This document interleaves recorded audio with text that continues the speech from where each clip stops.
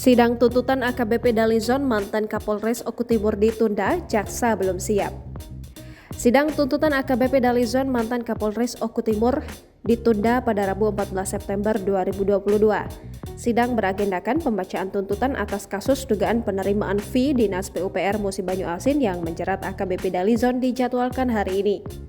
Namun dalam pelaksanaannya, sidang AKBP Dalizon mantan Kapolres Oku Timur yang digelar di Pengadilan Tipikor tersebut terpaksa ditunda. Hal ini dikarenakan Jaksa Penuntut Umum Kejaksaan Agung RI belum siap dengan tuntutannya terhadap AKBP Dalizon. Ditemui setelah persidangan, Jaksa Penuntut Umum enggan berkomentar lebih lanjut terkait sidang yang terpaksa ditunda. Sementara itu, kuasa hukum AKBP Dalizon Andi Carson SH mengaku tidak mempermasalahkan soal penundaan tersebut. Sebelumnya, AKBP Dalizon mengungkap pengakuan mengejutkan dengan adanya setoran 300 juta rupiah sampai 500 juta rupiah yang wajib diserahkan ke atasan setiap bulannya. Pengakuan itu disampaikan AKBP Dalizon saat dihadirkan secara langsung ke gedung pengadilan guna memenuhi agenda mendengarkan keterangan terdakwa pada Rabu 14 September 2022.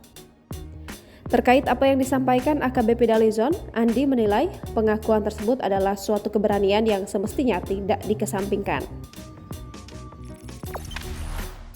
Jangan lupa subscribe, share, komen, dan like ya!